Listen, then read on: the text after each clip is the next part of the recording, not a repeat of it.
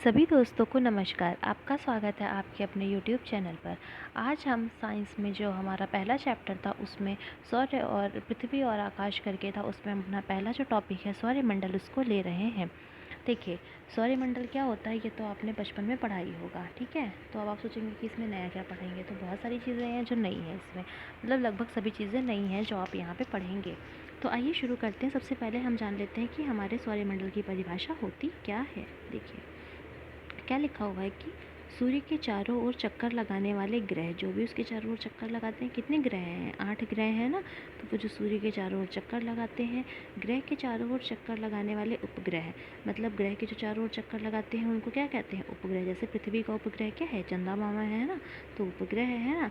फिर क्या है कि क्षुद्र ग्रह जो होता है, क्षुद्र ग्रह है। फिर धूमकेतु और उल्कापिंड आदि के सम्मिलित स्वरूप को सौरमंडल कहते हैं। जैसे आपकी फैमिली में कौन कौन रहता है? मम्मी पापा, भाई बहन, दादा दादी, चाचा चाची, है ना। वैसे ही ये सूरज का परिवार है जिसमें कौन कौन रहता है? इसमें सूरज खुद रहता है, जो कि क्या है? जो कि प्रमुख है ना। ये देखिए, पूरे सौरमंडल का केंद्र बिंदु कौन होता है? सूर्य होता है। ठीक है, तो ये चीज़ समझ में आ गई होगी। फिर देखिए कैसे होता है सौरमंडल का केंद्र। सबसे पहले सूरज होता है, फिर 1 2 3 4, है ना। फिर यहाँ क्या होता है? यहाँ पे होती है क्षुद्र ग्रह की पट्टी, 4 5 6 7 और 8। ठीक है, तो देखिए बुध शुक्र पृथ्वी मंगल बृहस्पति शनि अरुण और वरुण। ठीक है, तो ये हमारे होते हैं ग्रह। 4 इधर होते हैं, 4 इधर होते हैं, और बीच में क्या होता है? अपने पास वो क्षुद्र ग्रह की पट्टी होती है। ठीक है, तो यहाँ तक की चीज़ें तो आपको समझ में आई गई होंगी। अब बढ़ते हैं हम आगे की सौरमंडल में और क्या क्या चीज़ें होती हैं। तो देखिए, हमने आपको बता दिया सौरमंडल में क्या क्या है। सौरमंडल किसे कहते हैं? सौरमंडल की परिभाषा आप चाहें तो यहाँ से लिख सकते हैं। अब हम थोड़ा सा जानते हैं, पहले घर के मुखिया के बारे में जानेंगे, है ना। तभी तो जानेंगे कि कैसा है परिवार, कैसे हैं परिवार के सदस्य, है ना। तो सबसे पहले हम किसके बारे में जानते हैं? हम घर के मुखिया के बारे में जानते हैं, मतलब सूरज के बारे में जानते हैं। सूर्य क्या है? एक तारा है ना। और तारा क्या होता है? जिसमें खुद का प्रकाश होता है और जिसमें खुद की ऊष्मा होती है, उसी को तारा कहते हैं, है ना। जो स्वयं के प्रकाश से प्रकाशित होते हैं। तो सूर्य एक तारा है। फिर और इसमें जो प्रकाश और ऊष्मा प्रदान करता है किसको? धरती पे, है ना। फिर क्या है? सूर्य के चारों ओर 8 ग्रह हैं। कितने ग्रह हैं? 8 ग्रह हैं जो अंडाकार मार्ग पर सूर्य का चक्कर लगाते हैं। सूर्य का व्यास 13,93,000 किलोमीटर होता है। ठीक है, फिर पृथ्वी सॉरी पृथ्वी कहाँ से बड़ी होगी? सूर्य पृथ्वी का कितना गुना बड़ा है? तो सूर्य जो है वो पृथ्वी का 109 गुना बड़ा है। ठीक, यहाँ तक की चीज़ समझ में आ गई होगी आप लोगों को, क्या क्या चीज़ें लिखी हैं। फिर देखिए, सूर्य का भार, सूरज का भार कितना होता है? 2.19 इंटू 10⁻27 टन होती है। तो सोच सकते हैं आप कि कितना भारी होता है सूरज, है ना। देखिए 10⁻27 ऐसे लिखते, बहुत सारे मैथ्स के बच्चे होंगे, पता नहीं कैसे लिख दिया मैम ने, है ना। तो देखो ऐसा लिखा जाता है 10⁻27 इस तरीके लिखा जाता है। वो ना टाइप नहीं हो रहा था तो इसलिए थोड़ा इस तरीके से लिख दिया। ये होता है टन, है ना। तो 10⁻27 टन होता है। तो चलिए एक बार रिकॉल कर लेते हैं हम लोग जो जो चीज़ें अभी तक पढ़ी है कि सौरमंडल किसको कहते हैं? सूरज और उसके जो है ग्रह, और ग्रह के चक्कर लगाने वाले उपग्रह है। फिर क्या था? क्षुद्र ग्रह, है ना। और क्या था? धूमकेतु था, और उल्कापिंड। सम्मिलित रूप को सौरमंडल कहते हैं। ठीक है, सूर्य क्या है? एक तारा है ना। सूर्य क्या है? एक तारा है। और सूर्य के चारों ओर 8 ग्रह हैं। सूर्य का व्यास 13,93,000 किलोमीटर है।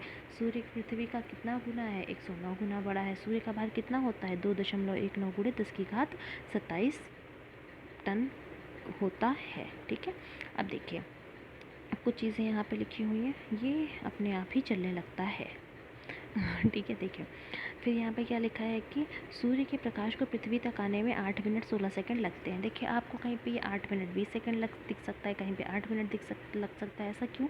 क्योंकि जो सूरज होता है ना, सूरज ये बीच में है, इस पृथ्वी इसके चक्कर लगा रही है। तो कभी पृथ्वी जो है इसके ऐसे क्या होती है? पास होती है। कभी पृथ्वी इससे क्या होती है? दूर होती है। तो उस हिसाब से डिपेंड करता है कि कितने टाइम में प्रकाश आ रहा है। तो इसलिए यहाँ पे कुछ थोड़ा बहुत इधर उधर माइनर डिफरेंस होता है। ठीक है, फिर देखिए सूर्य का ताप, अब ये सूरज है, इसका ताप ये केंद्र में मतलब सेंटर में कितना होता है? 15 मिलियन डिग्री सेल्सियस होता है। ठीक है, और इसकी सतह पर इसका तापमान कितना होता है? 600 डिग्री सेल्सियस होता है। और सौर्य कलंक का तापमान, सौर्य कलंक क्या होता है? इस पर ना कुछ छोटे छोटे से धब्बे होते हैं जिसको कहते हैं सौर्य कलंक। जैसे कहते हैं ना कि चांद में दाग है ना, उसी तरीके से सूरज में भी है, बस वो आपको वहाँ से दिखता नहीं है, तो इसी को कहते हैं सौरकलक, जो होता है 1500 डिग्री सेल्सियस का तापमान होता है। ठीक, फिर देखिए कि पृथ्वी सूर्य की परिक्रमा परवलयाकार पथ पर करती है, इसलिए वह कभी सूर्य से बहुत दूर हो जाती है तो कभी सूर्य के नज़दीक हो जाती है। जब आपको ये चीज़ बना के दिखाई ना, ऐसे ही पृथ्वी घूम रही है ऐसे, तो यहाँ पे क्या है, पास में है, और जब इधर जाएगी तो यहाँ पे क्या हो जाएगा, थोड़ा सा वो दूर हो जाएगी।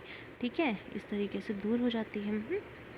तो देखिए क्या होता है कि जब पृथ्वी से सूर्य की औसत दूरी है, औसत दूरी मतलब क्या होता है, पता है ना, औसत क्या होता है, लगभग वाली दूरी है ना, मतलब बीच का जो होता है वो कितनी है, 14.98 करोड़ किलोमीटर है। अब देखिए इनके बीच की अधिकतम दूरी कब होगी, ये अधिकतम दूरी है और है ये न्यूनतम दूरी। अधिकतम दूरी कितनी होती है, 15.21 करोड़ मीटर। और जब ये सबसे अधिक दूरी पर होती है ना, तो इसको कहते हैं अपसौर। क्या कहते हैं, अपसौर, एपीहेलियन, जो कि कब होती है, 4 जुलाई को होती है। मतलब इन दोनों में सबसे ज़्यादा झगड़ा झंझट मनमुटाव कब होता है, 4 जुलाई को होता है। और पृथ्वी से सूर्य के बीच की न्यूनतम दूरी क्या होती है, पृथ्वी से सूर्य की न्यूनतम दूरी होती है 14.70 करोड़, और इसको हम लोग कहते हैं उपसौर। क्या कहते हैं, उपसौर, जिसको कि कहते हैं पेरीहेलियन कहते हैं, और ये होता है 3 जनवरी को। ठीक है, तो आप इसको देख सकते हैं यहाँ पे, और आपको अगर याद करना हो तो कैसे याद करेंगे, अप मतलब ऊपर, ऊपर मतलब दूर है ना, और उप मतलब क्या होता है, नीचे है ना। जैसे उप प्रधानमंत्री, उपराष्ट्रपति, इस तरीके के होते हैं, तो उप मतलब नीचे, मतलब कम, जो कम पे हुआ है ना, वो कम छोटे होते हैं ना वो, तो न्यूनतम दूरी को क्या कहते हैं, उपसौर कहते हैं। ठीक है, तो अपसौर की घटना कब होती है, 4 जुलाई को होती है, और उपसौर की घटना कब होती है, 3 जनवरी को होती है। ठीक है, अगर इसमें कोई भी डाउट हो तो आप हमसे पूछ सकते हैं। अब देखिए यहाँ पे नीचे एक लाइन लिखी हुई है, क्या है कि पृथ्वी और सूर्य के बीच जो औसत दूरी होती है, पृथ्वी और सूर्य के बीच की जो औसत दूरी होती है उसको हम खगोलीय दूरी के नाम से जानते हैं। ये क्वेश्चन भी इंपॉर्टेंट है। आप यहाँ पे जितनी भी लाइन देखेंगे ना, सभी लाइनें बहुत ज़्यादा इंपॉर्टेंट है, क्योंकि यहाँ पे ना बहुत जगह से लेकर के आपको टॉपिक दिया गया है, जो आपके एग्ज़ाम्स में क्वेश्चन आते हैं, जो आपके यूपी टेट के लिए भी इंपॉर्टेंट है, जो आप किसी अदर एग्ज़ाम को भी देंगे ना तो उसके लिए इंपॉर्टेंट है। तो यहाँ पे हम आपको सिर्फ डीएलएड का सोच के बिल्कुल नहीं पढ़ा रहे हैं, क्योंकि आप जब पढ़ाई कर रहे हो, आपको 6 महीने का एकदम अच्छा टाइम मिला हुआ है, तो आप उस टाइम को यूटिलाइज़ करो। आप ये प्रॉपर अच्छी सी नोट्स बनाओ, जो कि आपको यहाँ पे पहली वीडियो से ही कहते आ रहे हैं। ठीक है, आपको ऐसा तो है नहीं कि टीचिंग एग्ज़ाम के भरोसे ही आप बैठे रहोगे कि कब वो होगा, है ना। तो आप अदर एग्ज़ाम की भी तैयारी कर रहे हो, तो आपके लिए वीडियो हेल्पफुल ज़रूर होगी, तो आप इस वीडियो को देख सकते हैं। देखिए, अभी यहाँ पे हमने आपको सारी चीज़ें बता दी जो भी सूरज के बारे में थी। अब हम पढ़ते हैं, सूरज क्या है, एक तारा है ना। तो आप बताइए कि तारा कैसे बनता है। तारा बनाना सीख लीजिए, फिर बनाइए अपने घर में बैठ के, देखिए कैसे बनता है। तारे में नाभिकीय संलयन की प्रक्रिया होती है। क्या होता है, नाभिकीय संलयन द्वारा। क्या होता है नाभिकीय संलयन में, जिसमें तारे में उपस्थित हाइड्रोजन गैस, तारे में आपसे यहाँ से ये भी पूछ सकता है कि कौन सी गैस होती है, हाइड्रोजन, वो किस में परिवर्तित होती है, हीलियम में, और हीलियम में परिवर्तित होकर क्या करती है, ऊर्जा को मुक्त करती है। तो तारे में नाभिकीय संलयन की प्रक्रिया होती है, उसमें हाइड्रोजन गैस हीलियम में परिवर्तित होती है, और इसके बाद वो ऊर्जा को मुक्त करती है किसी भी तारे में। अब देखिए, सूरज में क्या होता है, 71% नाइट्रोजन है, 26.5% हीलियम है, और 2.5% अन्य गैसें हैं। जब ये जो 71% नाइट्रोजन है ना, ये जिस दिन पूरी की पूरी हीलियम में कन्वर्ट हो गई, उस दिन सूरज जो है ख़त्म हो जाएगा। ठीक है। तो है ना इंटरेस्टिंग सी चीज़ें। तो ये देखिए, अब देखिए इसमें किस स्टेज में होते हैं, सूरज में चीज़ें किस स्टेज में होती हैं, तो प्लाज्मा में होती हैं। प्लाज्मा, अब बोलेंगे प्लाज्मा क्या, जो बॉडी में होता है, नहीं, सॉलिड और लिक्विड, है ना। तो सॉलिड और लिक्विड की जो मिला जुला फॉर्म होता है उसको कहते हैं प्लाज्मा। जैसे कि दूध की मलाई देखिए, जब निकालिए तो क्या होता है, वो लिक्विड भी होती है, वो सॉलिड भी होती है ना। तो वो ना पूरी लिक्विड में ही होती है, ना पूरी सॉलिड में ही होती है, तो उसी को कहते हैं प्लाज्मा स्टेज। ठीक है, तो ये क्वेश्चन भी आपसे पूछ सकता है। अब देखिए, यहाँ तक की चीज़ें तो आपको बता दी गई कि इसमें से हमको ऊर्जा कहाँ से मिलती है। अब सूरज से ऊर्जा कहाँ से मिलती है, जब भी हाइड्रोजन हीलियम में कन्वर्ट होता है तो वो उसमें ऊर्जा मुक्त करता है। कैसे, नाभिकीय संलयन की प्रक्रिया के द्वारा। ठीक है, अगर आपसे नाभिकीय संलयन की प्रक्रिया पूछे किस में होती है, तो नाभिकीय संलयन की प्रक्रिया तारे में होती है। उसमें क्या होता है, हाइड्रोजन जो है वो हीलियम, हाइड्रोजन से क्या बनता है, हीलियम में परिवर्तित होता है, और उसमें ऊर्जा मुक्त होती है। ठीक है, चलिए अब हम पढ़ते हैं कि कैसे सूरज बना, कैसे सूरज आया। ऐसा तो है नहीं कि अचानक से आ गया होगा, है ना। सूरज या फिर कोई भी अदर स्टार्स जो भी हैं कैसे आते हैं। देखिए, क्या है कि निहारिका से सूर्य बना है। कौन है ये लड़की निहारिका, किसी का नाम है निहारिका। तो ऐसा नहीं कि उस लड़की से बनी है। देखिए, निहारिका कैसे आई, सबसे पहले एक ऐसा ना, ऐसा गैस पड़ी हुई थी। ठीक है, गैस में जैसे गैस होती है वैसे से यहाँ गैस पड़ी हुई थी, बहुत दूर दूर थे सब। गैस के अणु तो दूर होते हैं, आपको पता ही है। फिर इस पर लगा ग्रेविटेशनल फोर्स। क्या लगा, ग्रेविटेशनल फोर्स। तो ये गैस के अणु ऐसे ऐसे आ गए, पास पास, है ना, पास पास हो गए। जब ये गैस के जो अणु थे वो पास पास आए ना, गैस का जो गोला था, उसी को कहते हैं निहारिका। यही है निहारिका, ठीक है। तो क्या है ये निहारिका। अब जब आप देखिए पास पास लोग बैठते हैं तो गर्मी लगती है ना, क्या कहते हैं गर्मी में भाई दूर दूर बैठो, दूर दूर बैठो, है ना, गर्मी लग रही है। क्यों? क्योंकि क्या होता है उसमें, क्या होता है हीट जनरेट होती है ना पास पास बैठने से। तो इसीलिए कहते हैं कि दूर बैठो। ठंडी में क्या कहते हैं पास पास बैठ जाओ, थोड़ी ठंड कम लगेगी, है ना। तो हीट जनरेट होगी तो ठंडी कम लगेगी। तो इसमें हीट जनरेट होती है। जब हीट जनरेट होती है निहारिका में, तो इसमें आग लग जाती है और आग लगने से बन जाता है हम लोगों का स्टार। क्या बन जाता है? स्टार, ठीक है। यार तेरा सुपर स्टार, तो ये स्टार बन गया। तो देखिए आपको समझ में आ गया ना कि स्टार कैसे बना। बहुत ईजी है ना, ठीक है। अब घर में बनाती है ये स्टार आराम से बैठ के, ठीक है। तो ये देखिए वैसे ईजी नहीं है, मतलब स्टार तो कौन नहीं बना पाएगा। हाँ, चाइना बनाया था ना स्टार अपना भी। तो देखिए ये सारी चीज़ें आपको बता दी गई कि बनता कैसे है। अब आप सोचेंगे ये लाल दानव चरण, ये क्या राक्षस वाक्षस का नाम कुछ है क्या, कैसा क्या? नहीं, ऐसा कुछ भी नहीं है। देखिए कोई चीज़ आई है अस्तित्व में तो वो कभी ना कभी तो ख़त्म होगी ही ना, कोई चीज़ अमर अजर तो है नहीं। तो ऐसा ही सेम तारे का भी है, जब वो आया है तो वो ख़त्म होगा ही होगा। सूरज भी एक दिन ख़त्म होगा ही होगा, है ना। 5 बिलियन वर्ष उसकी निर्धारित की गई है, ठीक है। अब देखिए यहाँ तक आपको बता दिए कि यहाँ पे क्या बन गया, सन बन गया। इसको पता नहीं क्यों आना होता है बीच बीच में। अभी फिर देखिएगा, रुकिए 1 मिनट तो। हाँ सब आ जाओ सब। फिर देखिए क्या हो गया, यहाँ पे वो बना, ठीक है, सूरज। अब देखिए कभी ना कभी तो ख़त्म होगा ना उसका फ्यूल, किसी का ईंधन कभी ना कभी तो ख़त्म होगा। वो बनाते बनाते एक टाइम आएगा ना। अब जब क्या हो जाएगा, इसका 95% फ्यूल, कितना, अब ये पढ़ा ही रहे, इसका 95% फ्यूल जब ख़त्म हो जाता है तो क्या होता है कि इसके किनारे ऐसे रेड रेड सा हो जाता है, ये आकार में बड़ा हो जाता है स्टार। और इसका ईंधन जो है 95% तक ख़त्म हो जाता है। मतलब इसका, सॉरी, हाँ, इसका ईंधन क्या होता है, इसका ईंधन जो है ख़त्म होने लगता है। और क्या हो जाता है कि इसके किनारे का आकार जो होता है वो बढ़ जाता है, ठीक है। ये कितना होता है 90% तक, ठीक है। 95 अभी नहीं होगा, 95 आगे होगा। तो ये 90% तक बढ़ जाता है। तो इसी को हम लोग कहते हैं लाल दानव चरण। क्या कहते हैं? लाल दानव चरण कहते हैं। तो ये चीज़ आपको समझ में आ गई होगी कि लाल दानव चरण क्या होता है। देखिए क्या होता है, जब हमारा जो स्टार है, स्टार का जो ईंधन होता है वो धीरे धीरे धीरे धीरे कभी ना कभी तो ख़त्म हो गई।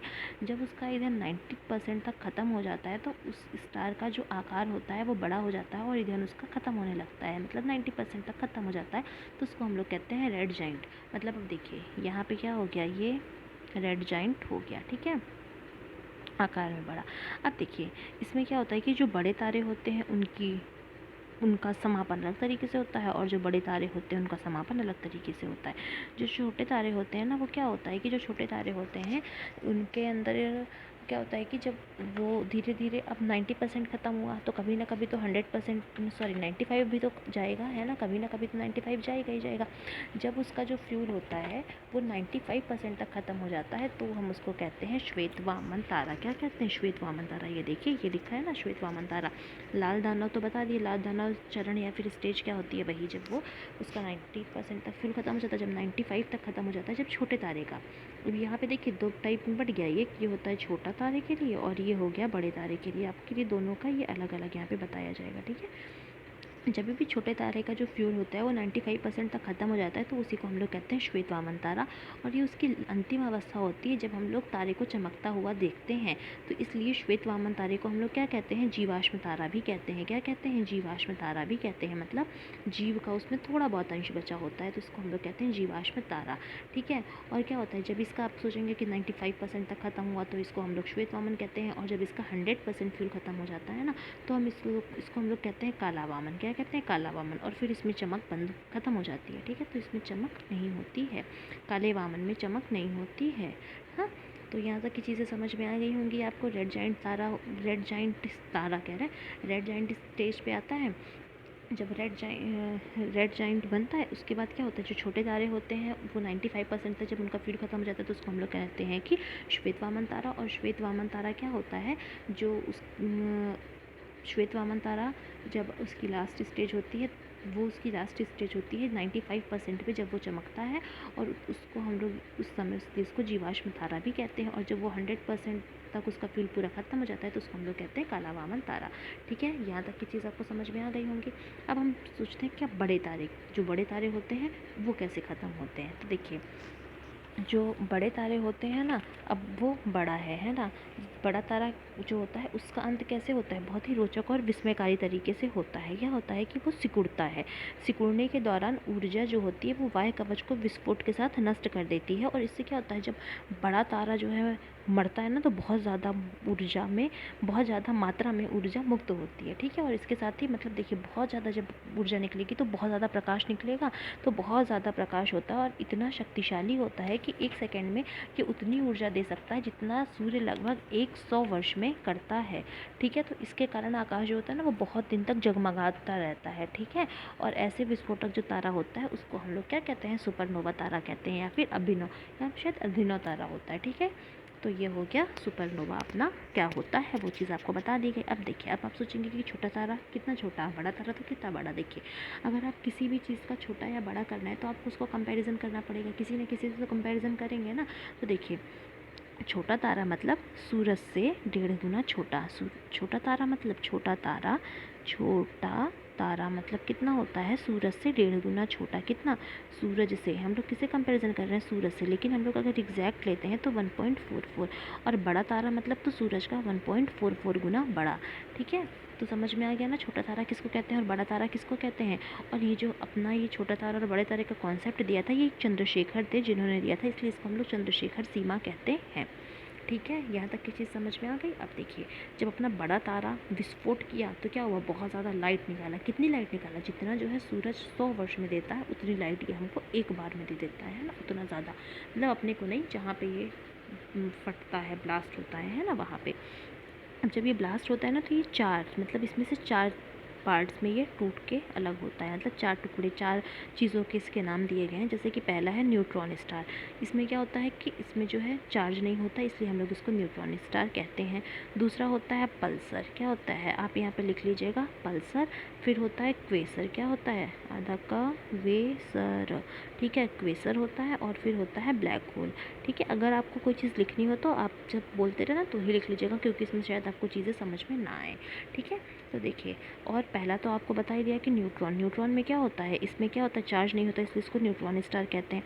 फिर देखिए, जो पल्सर है और जो क्वेसर है ना, ये बहुत तेज़ गति से घूर्णन करते हैं, बहुत तेज़ गति से घूमते इसलिए हैं। तो अगर आपसे पूछेगा कि क्वेसर क्या है या फिर पल्सर क्या है, तो क्या है, ये जो विस्फोटक तारा है।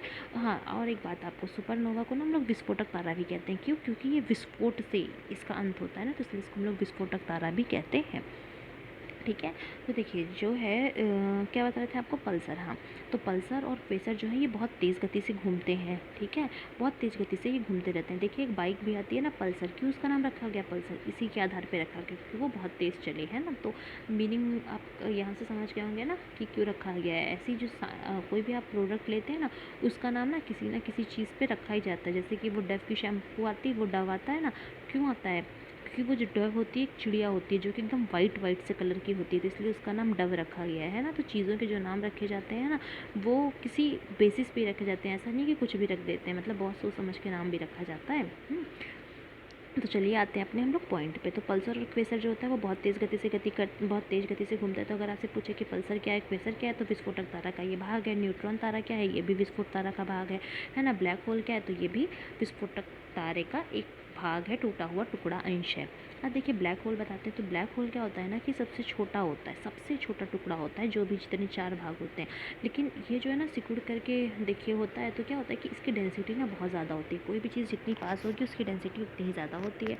तो इसकी डेंसिटी बहुत ज़्यादा होती है, तो इसका वेट भी बहुत ज़्यादा होता है। देखिए, कोई भी चीज़ चिपटी होगी तो उसका वेट कम होगा, वो हल्की होगी, लेकिन कोई भी चीज़ गोल में होगी ना तो उसका वेट ज़्यादा होता है।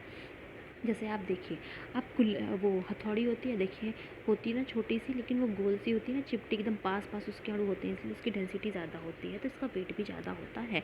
और 1 चम्मच जो मिट्टी का भार होगा ब्लैक होल की, वो 10 हाथी के बराबर का होगा। ठीक है, तो सोच सकते हैं आप कि कितना ज़्यादा बड़ा वो ब्लैक होल होता है। तो देखिए, आपको यहाँ की चीज़ें तो हमने बता दी कि ब्लैक होल क्या होता है, क्वेसर क्या होता है, पल्सर क्या होता है, न्यूट्रॉन स्टार क्या होते हैं। ठीक है, ये सारे विस्फोटक तारे के अंश होते हैं। और ऊपर हमने आपको बताया कि श्वेत वामन क्या होता है। श्वेत वामन से काला वामन बनता है, जब उसका पूरा 100% फ्यूल खत्म हो जाता है तो। और हाँ, काला वामन और ब्लैक होल ये दोनों चमकते नहीं हैं। ठीक है, तो ये सारी चीज़ें तो आपको समझ में आ गई होंगी कि क्या-क्या चीज़ें कैसी-कैसी हैं।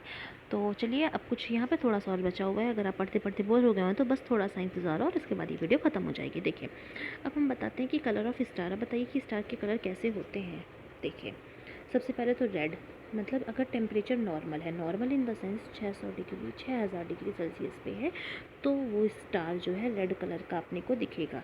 ठीक है, मतलब अगर उसका जो तापमान है, सतह का तापमान है, वो अगर 600 डिग्री सेल्सियस है। अब सोच रहे होंगे कि 600 डिग्री सेल्सियस को नॉर्मल बोला जा रहा है, तो जी हाँ, आप जो सब्जेक्ट पढ़ रहे हो ना, इसमें कोई भी चीज़ जो हम लोग नॉर्मल मानते हैं वो नॉर्मल होती नहीं है। मतलब एस्ट्रोनॉमी में ना कोई भी चीज़ अगर आपको कह दे कि ये नॉर्मल है, तो वो अपने लिए वो एबनॉर्मल ही होगी, है ना।